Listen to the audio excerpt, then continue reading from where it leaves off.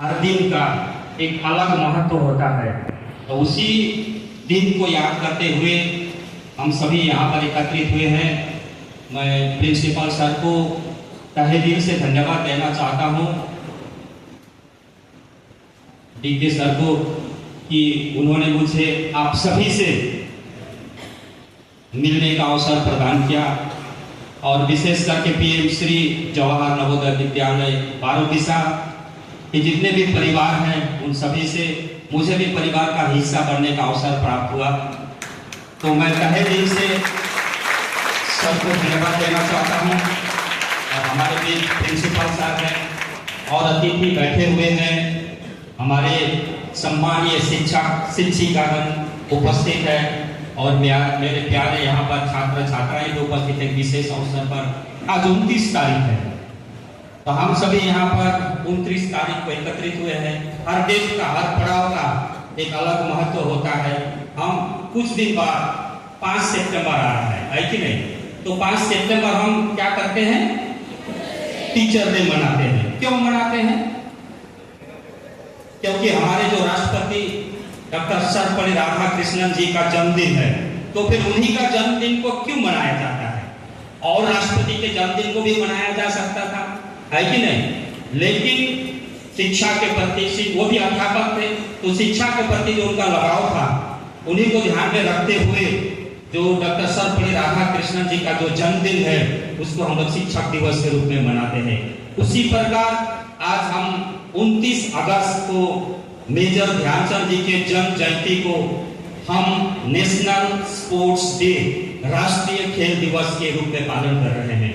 हम सभी जानते हैं कि मेजर ध्यानचंद जी का जन्म 29 अगस्त 1905 को इलाहाबाद में हुआ था, और छोटे से ही उनमें अनुशासन, खेल के प्रति झुकाव, क्योंकि आप किसी भी क्षेत्र में कोई मुकाम तक पहुंचना चाहते हैं तो आप में अनुशासन का होना बहुत जरूरी होता है, क्योंकि अनुशासन ही आपको वहां तक पहुंचा सकता है।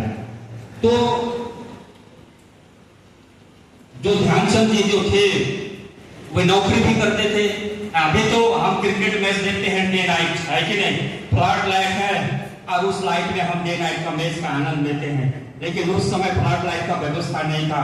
तो वे काम से छुट्टी होकर के चांदनी रात में वे हॉकी का प्रैक्टिस करते थे। इसलिए दोस्त ने उसमें जो ध्यान है उसको उनका ध्यान सिंह था, लेकिन उसमें चांद को जोड़ दिया, इसलिए उनका नाम क्या हुआ? मेजर ध्यानचंद सिंह थे, लेकिन मेजर ध्यानचंद सिंह भी हम लोग बोल सकते हैं। तो चांद शब्द क्यों जोड़ा गया? क्योंकि उस समय फ्लड लाइट, अभी डे नाइट क्रिकेट मैच देखते हैं, उस समय फ्लड लाइट का चांदनी रात में हॉकी का प्रैक्टिस करते थे, इसलिए चांद उसमें जोड़ करके मेजर ध्यानचंद हम लोग बोलते हैं, मेजर उनका उपाधि है।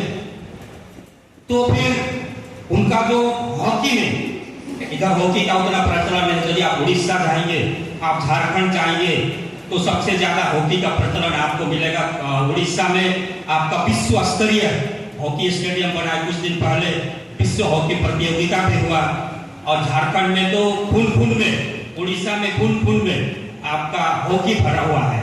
आप यदि देखेंगे महिला हॉकी टीम तो 50% आदिवासी बेटियां हैं।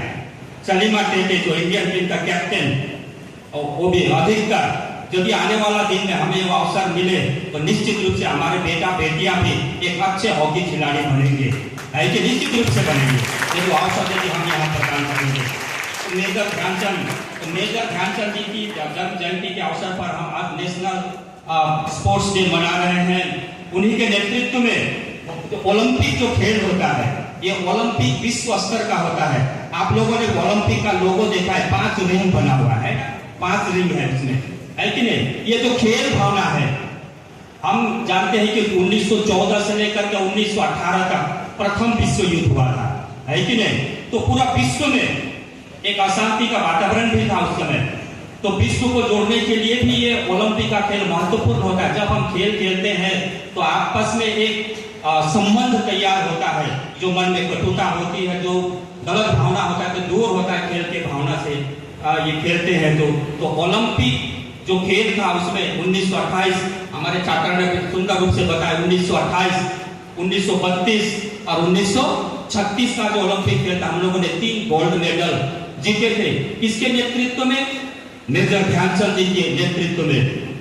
तो ये जो हॉकी, फिर ऐसा हॉकी खेलते थे, स्टिक ऐसा चलाते थे और बॉल के ऊपर जो कंट्रोल था, जैसे हमारा हाथ के ऊपर कंट्रोल है ना, यदि हम चाहे ये हाथ ऊपर कर, डायरेक्शन कौन दे रहा है? ब्रेन। तो हमारा हाथ ऊपर जा रहा है, यदि ब्रेन डायरेक्शन दे नीचे तो नीचे आ जाती है कि नहीं? यदि मैं माथा इधर घुमाऊं तो इधर होगा। उसी प्रकार से पूरी तरह से बॉल में यदि कंट्रोल था तो किस ध्यानचंद जी का था। इसलिए बॉल को जैसा चाहते थे उसी प्रकार से नचाते थे। जैसे हम अपने शरीर के अंग को जिधर नचा उसे नाच सकता है, तो जिस प्रकार से हमारे शरीर के अंग में कंट्रोल था, नियंत्रण था, उसी प्रकार से मेजर ध्यानचंद जी का बॉल में कंट्रोल था, जिस प्रकार से एक व्यक्ति का अपने शरीर का अंग में कंट्रोल होता है।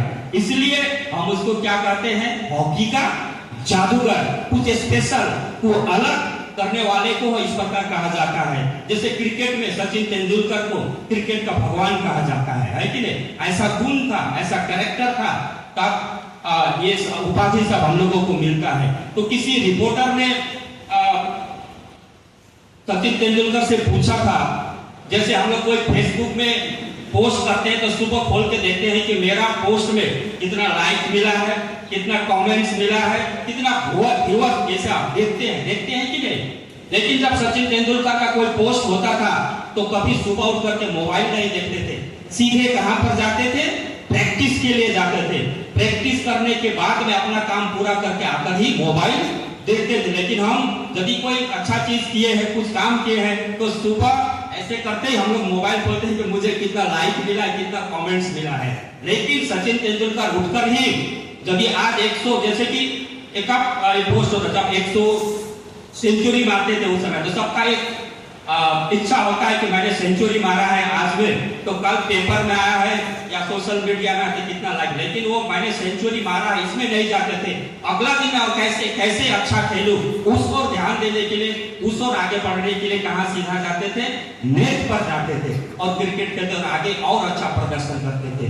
तो इसलिए हम लोग सचिन तेंदुलकर को आज क्रिकेट का भगवान कहते हैं और मेजर ध्यानचंद जी को हॉकी का हम लोग जादूगर कहते हैं। तो यदि आगे भी जैसे 1928 में जीते, 1932 में जीते, 1936 में जीते, आगे भी ऐसे हम लोगों ने कुल 6 गोल्ड मेडल जीते ओलंपिक में, 3 और भी गोल्ड मेडल जीते, कुल 6 गोल्ड मेडल हम लोगों ने जीते थे ध्यानचंद जी के नेतृत्व में उस समय।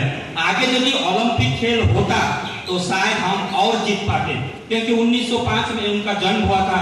1936 कितना साल हो गए? 31 साल। यदि शायद 1936 में होता, 1940 में होता, 1944 में होता तो शायद हम और जीते। लेकिन उस समय क्या, 1939 से लेकर के 1945 तक क्या हुआ था?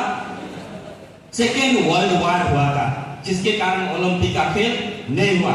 यदि उस समय ओलंपिक का खेल हुआ होता तो ये 3 का संख्या 5 भी हो सकता था और भी आगे बढ़ सकता था, है कि नहीं? तो इसलिए ये जो मेजर ध्यानचंद जी का जो जन्मदिन है, इसको विशेष रूप से राष्ट्रीय खेल दिवस के रूप में मनाया जाता है। इसका महत्व क्या है कि युवाओं में खेल भावना को प्रोत्साहित करना और फिटनेस के प्रति जागरूक करना, इसका भी एक उद्देश्य है, महत्व है इसका महत्व क्या है कि हम युवाओं में खेल के भावना, खेल के प्रति जागरूक करें युवाओं को और फिट रहे, इसके लिए हम उनको बताएं। और साथ ही साथ इस अवसर पर राष्ट्रीय खेल पुरस्कार भी बांटा जाता है, दिया जाता है। जैसे मेजर ध्यानचंद जी का जो खेल रत्न पुरस्कार है, द्रोणाचार्य पुरस्कार है, अर्जुन पुरस्कार है, अर्थात जो अच्छे खिलाड़ी होते हैं उन्हें राष्ट्रीय खेल से नवाजा जाता है, और जो अच्छे कोच होते हैं उनको द्रोणाचार्य पुरस्कार से भी नवाजा जाता है कि नहीं? तो इसलिए इस अवसर पर जो अच्छे खिलाड़ी होते हैं उन्हें भी पुरस्कार दिया जाता है, और जो अच्छे कोच होते हैं उन्हें भी इस राष्ट्रीय खेल दिवस के अवसर पर उन्हें पुरस्कृत किया जाता है। तो इसलिए निश्चित रूप से ये आने वाला समय में हमारे युवा ही आने वाला समय में देश का भविष्य है। यहीं से मेजर ध्यानचंद निकलेंगे, यहीं से सचिन तेंदुलकर, गावस्कर निकलेंगे, और यहीं से सुनील छेत्री, भाईचुंग भूटिया जैसे और भी जो खिलाड़ी हैं अच्छे खिलाड़ी बन सकते हैं। हम फुटबॉल में पीछे, निश्चित रूप से अभी काफी फुटबॉल में परिवर्तन आया है। हम आशा करते हैं कि आने वाला समय में जब वर्ल्ड कप होगा उस समय भारत का भी उस जो टीम होगा, जो टीम बनेगा या लिस्ट बनेगा, उस पूल में भारत का नाम भी निश्चित रूप से जुड़ा होगा। इस राष्ट्रीय खेल दिवस के अवसर पर हम कामना करते हैं कि आने वाला समय में निश्चित रूप से हमारा देश भी वर्ल्ड कप खेलेगा फुटबॉल में, ऐसा मेरा पूर्ण विश्वास है। और मैं विशेष करके छात्रों के प्रति बोलना चाहता हूं कि एक अच्छा छात्र बनने के लिए आपको फिटनेस जरूरी है, क्योंकि आपका शरीर, आपका मानसिक रूप से आप तंदुरुस्त रहेंगे, तभी आपको पढ़ाई लिखाई में अच्छा मन लगेगा। इसलिए पढ़ाई के साथ साथ में खेलना भी जरूरी है, क्योंकि अभी से खेलेंगे तभी जा करके आप बड़े खिलाड़ी बन सकते हैं। हम लोगों ने देखा कि जो सूर्यवंशी, क्या सूर्यवंशी, वैभव सूर्यवंशी 14 साल 23 दिन में कौन सोचा था कि अंतर्राष्ट्रीय स्तर के किसी फास्ट बॉलर को बाउंड्री से बाहर भेज सकता है। तो ऐसा जो करिश्मा है, आप छोटे से जब प्रयास करेंगे तभी जाकर के आगे बढ़ सकते हैं, है कि नहीं। तो इसलिए मैं एक नितिन गडकरी जी का भाषण सुन रहा था कि सचिन तेंदुलकर, वो भी कोई खासी हाइट नहीं है, गावस्कर तो उनसे भी छोटे हैं, लेकिन जब वेस्ट इंडीज के बॉलर 6 फीट 6.5 फीट बॉलर जब बॉल करते थे तो उनके बॉल को स्टेडियम के बाहर भेजते थे। तो 6 साढ़े 6 फीट वेस्ट इंडीज का बॉलर, ऑस्ट्रेलिया का बॉलर वो लोग मारते थे, और वो 5.5 फीट है, सवा बड़े हाइट नहीं है। तो क्या है, क्रिकेट के लिए क्या चाहिए, आपको स्किल चाहिए और आईक्यू चाहिए। यदि आपका स्किल और आपका आईक्यू सही है तो विश्व के कितने भी बड़े बड़े गेंदबाज को आप स्टेडियम से बाहर भेजें। इसलिए स्किल का होना क्रिकेट में बहुत जरूरी है, किसी भी खेल के लिए, क्योंकि स्किल के कारण ही मेजर ध्यानचंद जी को आज हम याद कर रहे हैं। तो मैं छात्रों के प्रति ये बोलूंगा, पढ़ाई के साथ साथ में खेल को भी अपना जीवन का हिस्सा बनाएं, और तब जाकर के आगे बढ़ सकते हैं। क्योंकि आपको मेरा इलेक्ट्रिक बिल देना है, कि आपको चिंता करना पड़ता है, स्टूडेंट को चिंता करना पड़ता है कि ये महीना शेष हम उसको इलेक्ट्रिक बिल देना है। पापा ने, मम्मी ने फ्लैट खरीदा है और मुझको फ्लैट का किस्ती देना है, इंस्टॉलमेंट देना है, आपको चिंता करना पड़ता है? नहीं पड़ता है। पिताजी ने गाड़ी खरीदी है, उसका इंस्टॉलमेंट देना पड़ता है, आपको चिंता करना पड़ता है। सारी चिंताएं कौन करते हैं? गार्जियन करते हैं, माता पिता करते हैं। मेरा चिंता क्या है कि मैं पढ़ाई में ध्यान दूं और एक अच्छा बेटा बेटी बनूं, एक अच्छा छात्र बनूं, और आने वाला समय में एक देश का अच्छा नागरिक बनूं। ये आप लोगों का ध्यान होना चाहिए, ये आप लोगों का उद्देश्य होना चाहिए। तो इस नेशनल स्पोर्ट्स डे के अवसर पर मैं यही कहना चाहूंगा कि मेजर ध्यानचंद जी के बताए हुए रास्ते पर चल करके खेल को हम आगे बढ़ाएंगे, युवाओं को प्रेरणा देंगे, और आने वाला समय में हम अपने देश को हर एक क्षेत्र में, चाहे हॉकी हो, चाहे फुटबॉल हो, चाहे क्रिकेट हो, चाहे एथलेटिक्स हो, चाहे तीरंदाजी हो, बैडमिंटन हो, लॉन टेनिस हो, हर क्षेत्र में हम अपने देश को आगे लेकर के जाएंगे। इसी बात के साथ, इसी वाणी के साथ मैं अपनी बात को यही समाप्त करना चाहता हूँ, और आशा करता हूं कि हम सभी देश के लिए काम करेंगे।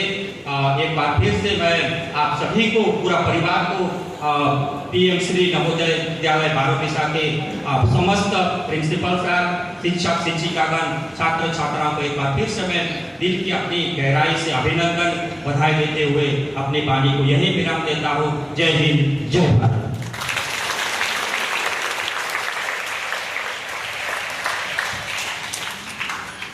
Thank you, sir.